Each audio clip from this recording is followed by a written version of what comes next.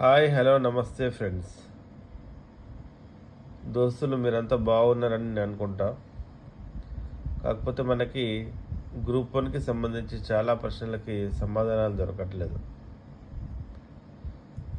సార్లు దయచేసి ఈ ప్రశ్నలకు సమాధానం చెప్పండి సార్. సార్ అంటే మరి చాలామంది పెద్ద పెద్ద సార్లు ఉన్నారు. ఆ పెద్ద పెద్ద సార్లు అందరూ దయచేసి మా విద్యార్థులకు సంబంధించిన, నిరుద్యోగులకు సంబంధించిన డౌట్లు అనేక రకాల అనుమానాలు ఉన్నాయి. ఆ అనుమానాలకి దయచేసి జవాబు చెప్పగలిగితే చెప్పండి. ఎందుకంటే ఈ ప్రశ్నలకు సమాధానం దొరకట్లే. మరి మేము ముందు ముందు ఏదైనా కాంపిటేటివ్ ఎగ్జామ్ చదివితే దానికి మాకు డౌట్స్ ఏవైతే ఉంటాయో ఆ డౌట్స్కి సమాధానం దొరుకుతుందా దొరకదా? గ్రూప్ వన్ అంటే చాలా పెద్ద పెద్ద పోస్టులు ఉంటాయి. ఆ పెద్ద పెద్ద పోస్టులకు సంబంధించి మరి అంత పెద్ద పెద్ద వాళ్ళనే తీసుకుందామని అనుకుంటున్నారా, లేకపోతే సామాన్యమైన ప్రజలను కూడా తీసుకుందాం అనుకుంటారా అనేది మాకు తెలియట్లేదు. ఇవన్నీ మా డౌట్లు. ఒక కనీస విద్యార్థి, ఒక కనీస నిరుద్యోగి మాట్లాడే మాటలు ఇవన్నీ. సార్ మరి డౌట్లు ఉన్నాయి కదా, డౌట్లకు ఎవరు సమాధానం చెప్పాలి? ఎవరి దగ్గరికి పోం మేము? చెప్పండి దయచేసి. కొన్ని ప్రశ్నలు అడుగుతున్నాం. మేమంతా నిరుద్యోగులం, లేదంటే ఉద్యోగం ఉండి కూడా అన్నీ వదులుకొని ప్రైవేట్ ఉద్యోగాలు, లేదంటే చిన్న చిన్న గవర్నమెంట్ ఉద్యోగాలు కూడా వదులుకొని చదివిన వాళ్ళు చాలామంది ఉన్నారు.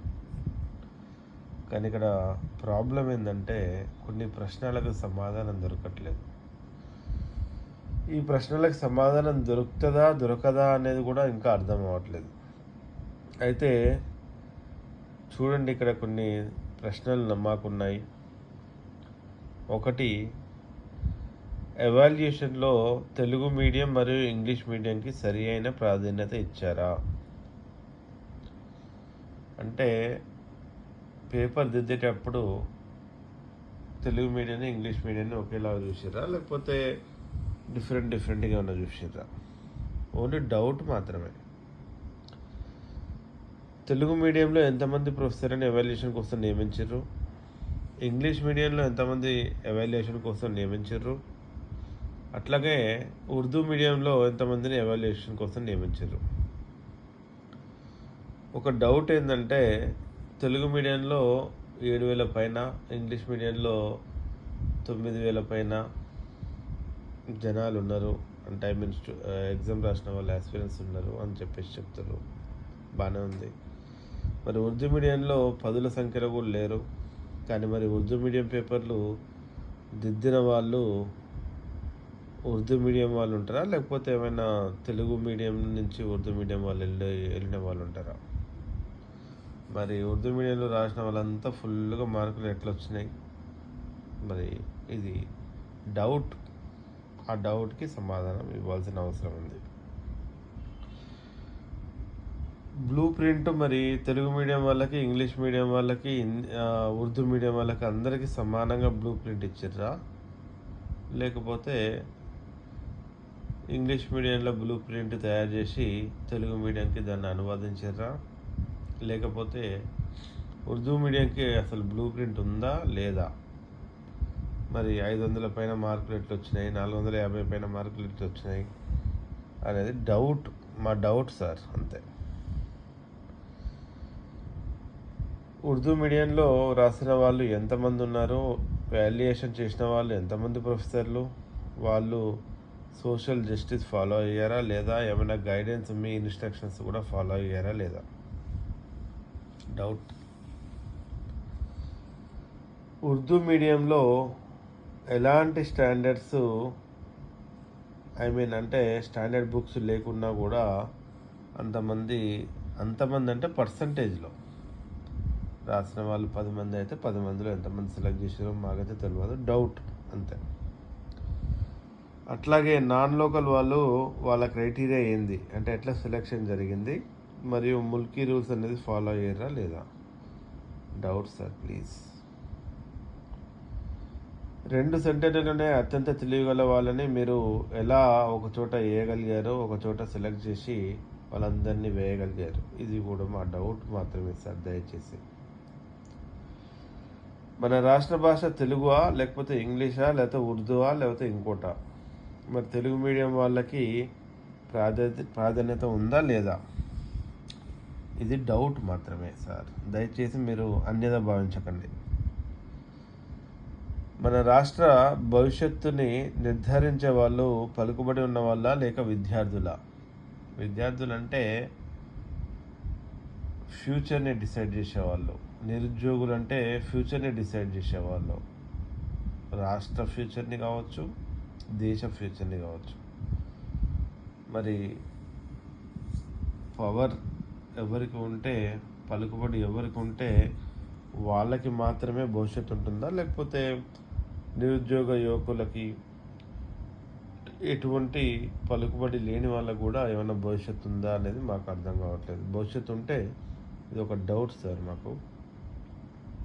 ఉంటే మరి చిన్న పిల్లలు ఉన్నారు, వాళ్ళందరికీ ఈ డౌట్ రేజ్ అవుతుంది.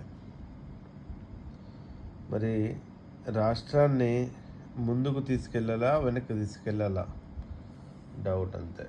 ముందుకు తీసుకెళ్ళాలంటే మరి ఎటువంటి వ్యక్తులు రాష్ట్ర ప్రభుత్వంలో భాగస్వాములు కావాలి, ఎటువంటి వ్యక్తులు కాకూడదు? డౌట్ అంతే. పెద్దగా నేను ఎవరిని ప్రశ్నించట్లేదు.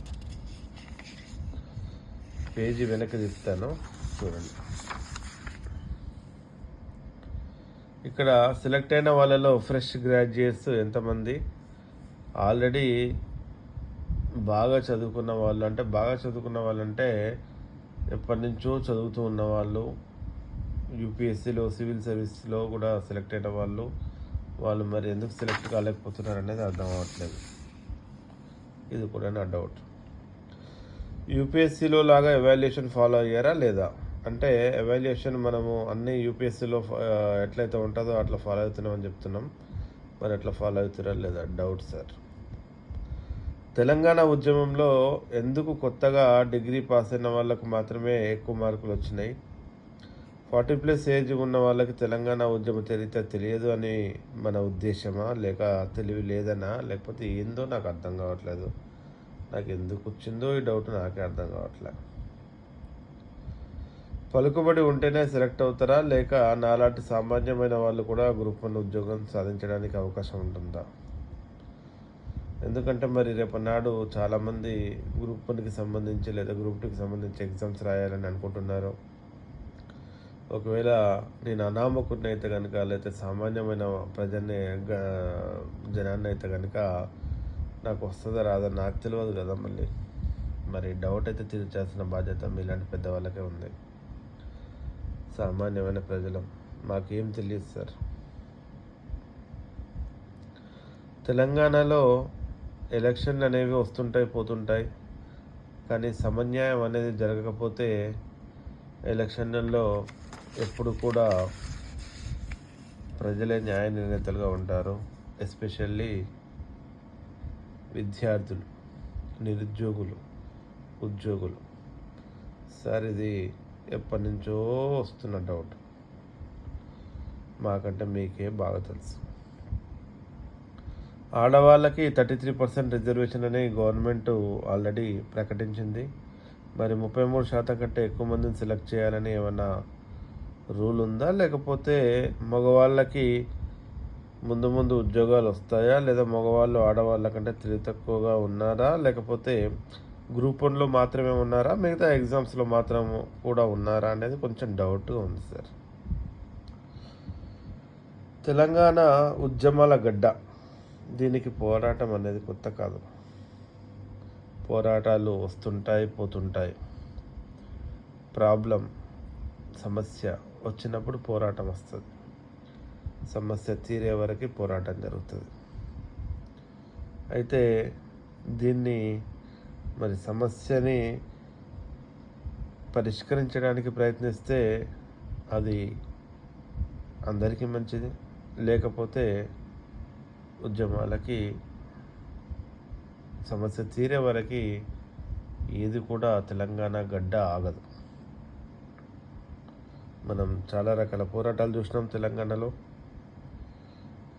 చాలా చిన్న చిన్న వాళ్ళు, కొమరం భీం, చాకలైలమ్మ, ఇట్లాంటి వాళ్ళు చాలామంది, చాలా చిన్న చిన్న వాళ్ళు, అసలు ఎవరికి తెలియని వాళ్ళు కూడా అనేక రకాల పోరాటాలు చేసి పెద్ద పెద్ద వ్యక్తులు కూడా ప్రభావితం చేశారు. అయితే ఇదంతా డౌట్ ఏంటంటే, మరి ఇప్పుడు మనం చేయగలుగుతామా లేదా? మన ఉద్యోగాలు మనకే కావాలి, అది కూడా సమంగా న్యాయం పాటిస్తూ. మన ఉద్యోగాలు మనము ముల్కీ రూల్కి సంబంధించిన క్వశ్చన్స్ వచ్చినాయి తెలంగాణ ఉద్యమంలో. మరి అది చాలా బాగా రచనం, కానీ మన ఉద్యోగాలు మనకు వస్తాయి అనేది ఇక్కడ అర్థం అవ్వట్లేదు.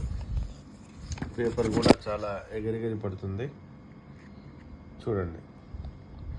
అట్లాగే ఎక్కువ వయసు గలవాళ్ళు గ్రూప్ 1కి అర్హుల కారా అనేది కొంచెం డౌట్గా ఉంది. వాల్యుయేషన్ చేస్తే రీవాల్యుయేషన్ ఏమైనా తప్పు ఉంటుందా? ఇంతమంది అడుగుతున్నప్పుడు రీవాల్యుయేషన్ చేస్తే ఏం తప్పు? ఎవరు వీళ్ళంతమంది మన తెలంగాణ బిడ్డలే కదా. తెలంగాణ బిడ్డలు ఇంతమంది ఇన్నిసార్లు రీవాల్యుయేషన్ అంటున్నారు. కొత్తగా ఎగ్జామ్ పెట్టాలని అట్లా మరి చేస్తే తప్పే ఉంటుంది? ఏమన్నా ప్రాబ్లం ఉందా? కరెక్ట్గా రాసిన వాళ్ళకి సెలెక్ట్ అయితే ఏమైనా తప్పు ఉందంటారా? ఇది మరి ఇన్ని డౌట్ల మధ్యన ఏమవుతుందో తెలియదు. అయితే ఒకటి చెప్పేది ఏంటంటే, న్యాయం జరగకపోతే అన్యాయంని చూస్తూ ఎవ్వరూ ఊరుకోరు, ఎస్పెషల్లీ తెలంగాణ బిడ్డలు. ఒకవేళ అది నిజంగా న్యాయమే అయితే నోరు మూసుకొని కూర్చుంటాం మేము. అది అన్యాయం అయితే నోరు ఎంత దూరం వెళ్ళాలో అంత దూరం వెళ్తుంది, పనులు ఎంత దూరం వెళ్ళాలో అంత దూరం వెళ్తాయి. దయచేసి నేను చెప్పేది ఏంటంటే, న్యాయాన్ని ఇవ్వండి తెలంగాణ ప్రజలకి. అన్యాయం వద్దు. ప్రజలు, పిల్లలు అంతా మన వాళ్ళే. అడిగింది ఏంది? Only revaluation. దయచేసి చూడండి వీలుంటే. ఎందుకంటే మేము సెలెక్ట్ అయిన వాళ్ళని పోస్ట్ చేయట్లేదు. తెలివిగల వాళ్ళే సెలెక్ట్ కావాలి. వాళ్ళు తెలివిగల వాళ్ళైతే రీవాల్యుయేషన్లో కూడా మళ్ళీ మంచి మార్కులు వస్తాయి. సో కైండ్లీ ఈ మాటలు మాత్రం అన్యదా భావించకండి. ఒకటే విషయం ఏంటంటే, మన తెలంగాణ ఉద్యమాల గడ్డ. తెలంగాణకి ఉద్యమాలు కొత్త కాదు, తెలంగాణకి అన్యాయాన్ని ఎదిరించడం కొత్త కాదు. దయచేసి దాన్ని మాత్రం గుర్తుపెట్టుకోండి.